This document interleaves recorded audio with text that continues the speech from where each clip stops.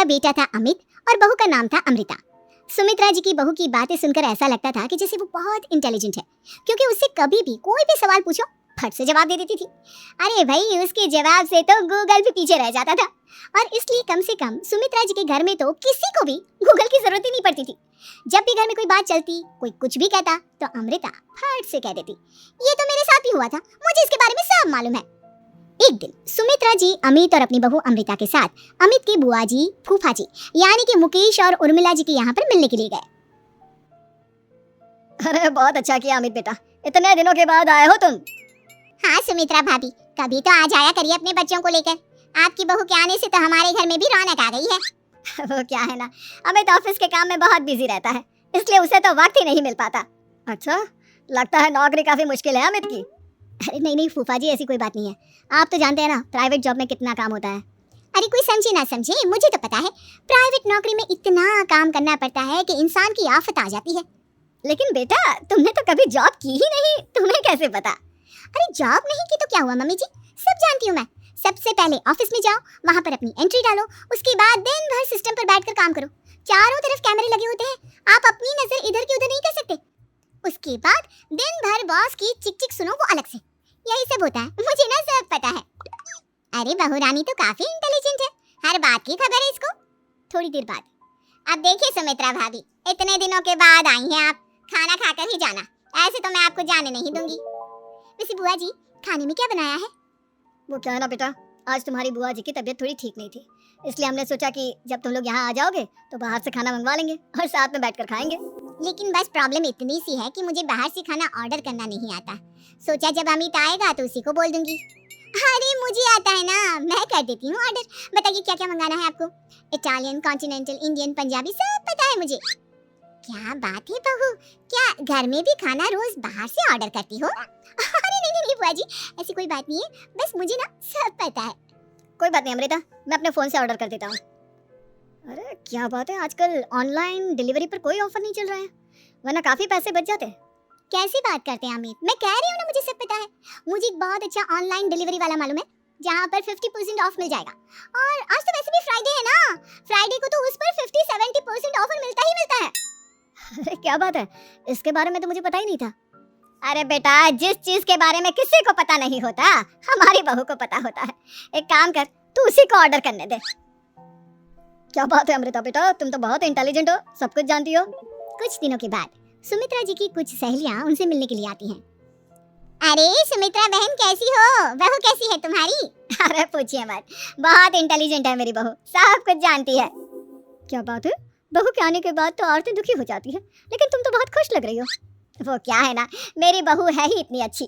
अरे तो बुलाओ ना, हमारे साथ बैठेगी, बातें करेंगी तो हमें भी अच्छा लगेगा। सुमित्रा जी अमृता को बाहर बुलाती हैं और उसके बाद सब लोग बातें करने लगते हैं। क्या बताऊं, कुछ दिनों से घुटनों में इतना दर्द हो रहा है कि चला भी नहीं जाता। अब बुढ़ापे में तो ये सब चलता ही रहता है, क्या कर सकते हैं। आंटी जी आप योगा करिए, योगा और साथ में ना काले तिल खाया करिए, आपके घुटनों का दर्द भाग जाएगा। लेकिन तुमको ये सब कैसे पता बेटा? अरे मेरे भी घुटनों में दर्द होने लगा था, मैंने योगा किया और काले तिल के साथ गुड़ मिलाकर उनके लड्डू बनाकर खाए, एकदम ठीक हो गए मेरे पैर। अमृता ये तुम क्या कह रही हो, इतनी कम उम्र में तुम्हारे पैरों में दर्द कैसे हो सकता है? अरे मम्मी जी सच कह रही हूँ, एक बार अगर कोई ये नुस्खा अपना लेना बस मजा आ जाए। ठीक है बेटा, अगर तुम कहती हो तो मैं ये करके देखती हूँ। मुझे सब पता है आंटी जी, ये मेरे साथ हो चुका है, इसीलिए तो बता रही हूँ मैं आपको, ऐसे नहीं बताती किसी को। कुछ दिनों के बाद अमित अमृता को अपने दोस्तों के साथ घूमने के लिए ले जाता है। क्या यार, क्या जिंदगी हो गई है, सारा दिन ऑफिस का काम करते रहो, अपनी हेल्थ पर तो ध्यान ही नहीं दे सकते। अरे क्यों नहीं दे सकते अपनी हेल्थ पर ध्यान, सब दे सकते हैं, इंसान चाहे तो कुछ भी कर सकता है। क्या बात है भाभी, आप इतनी श्योरिटी के साथ कैसे कह सकती हैं? अरे आजकल ना एक से एक एप्लीकेशन है मार्केट में, और जानते हैं उसमें कुछ एक्सरसाइज तो ऐसी बताते हैं जिन्हें आप अपने ऑफिस में बैठे बैठे, मेरा मतलब लैपटॉप पर काम करते करते भी कर सकते हैं। अमृता ऐसी एक्सरसाइज के बारे में तो मुझे भी नहीं पता था, तुम्हें कैसे मालूम? अरे मुझे सब पता है, हर चीज की खबर रखती हूँ मैं, जानते हैं ना आप। लेकिन ऐसी कौन सी एप्लीकेशन है और ऐसी कौन सी एक्सरसाइज है भाभी? एक मिनट मैं आपको अपने मोबाइल में दिखाती हूँ। अरे वाकई में भाभी तो सही कह रही है, देखो यार इसमें कितनी अच्छी एक्सरसाइज दिखाई गई है, अपनी चेयर पर बैठे बैठे एक्सरसाइज भी कर लो, काम भी और हेल्थ भी, वाह भाभी वाह, मजा आ गया। लेकिन अमृता तुम्हें इस बारे में कैसे पता? अब मेरे साथ जो चीज हो चुकी है उसके बारे में तो मुझे पता होगा ही ना अमित। मतलब तुम कब ऑफिस में काम करने गई जो तुमने ऑफिस करते करते एक्सरसाइज की? मैं जो किचन में काम करती हूँ अमित, घर के काम, वो किसी ऑफिस के काम से काम है क्या? बस मैं भी वो सब करते करते इनमें से कुछ एक्सरसाइज ट्राई कर लेती हूँ, इसीलिए मुझे सब पता है। सही है यार, तुम तो बहुत इंटेलिजेंट हो। कुछ दिनों के बाद ये क्या है?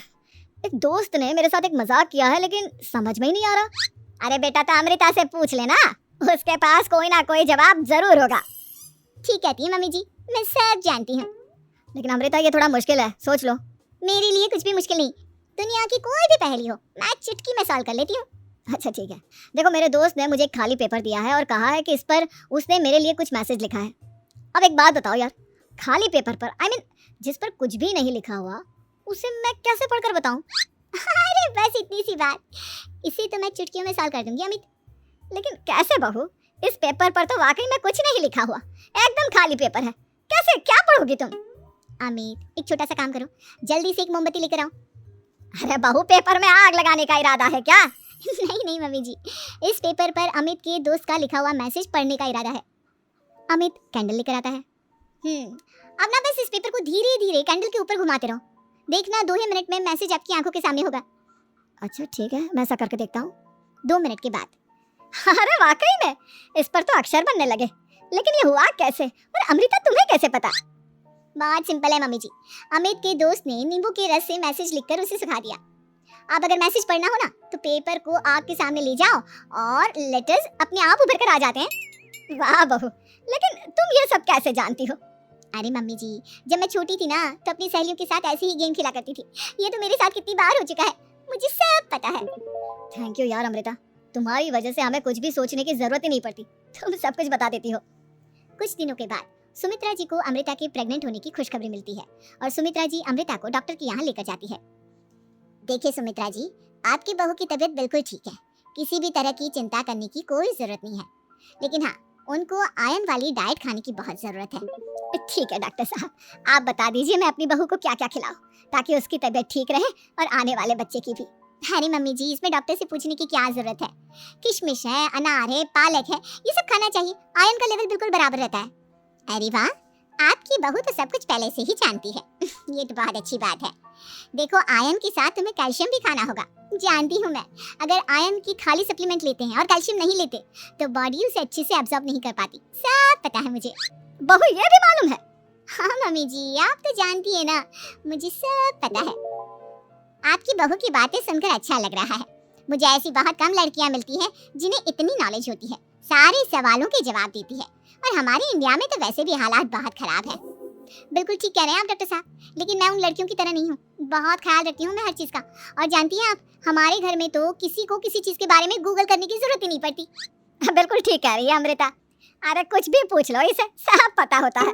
अरे वाह, तुम तो बड़ी कमाल की लड़की हो। चलो ये तो बहुत अच्छी बात है, लेकिन फिर भी डॉक्टर की सलाह पर पूरा ध्यान देना चाहिए। वैसे क्या चाहिए तुम्हें, बेटा या बेटी? अरे डॉक्टर साहब, कुछ भी हो जाए, बस बच्चा अच्छे से हो जाना चाहिए। मुझे तो दोनों में से किसी से कोई भी परेशानी नहीं। और सुमित्रा जी आप?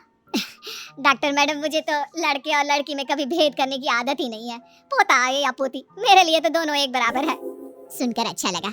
वैसे आप जानती हैं, हमारे यहाँ पर तो लोगों को बड़ी बेचैनी रहती है ये जानने की कि पेट में लड़का है या लड़की, लेकिन विदेशों में ऐसा नहीं होता। हाँ, वहाँ पर तो सब कुछ पहले से ही बता देते हैं ना। ये भी कोई बात हुई भला? लेकिन तुम्हें कैसे पता कि वहाँ पर सब कुछ पहले ही बता देते हैं? अच्छा हाँ, तुम तो सब कुछ पहले से ही जानती हो ना, तुम्हारे साथ तो सब कुछ पहले से ही हो चुका होता है। नहीं नहीं मम्मी जी, ये तो मेरे साथ पहली बार हो रहा है, इसलिए मैं ये डायलॉग नहीं बोल सकती। अमृता की बात सुनकर सुमित्रा और डॉक्टर दोनों हंसने लगते हैं।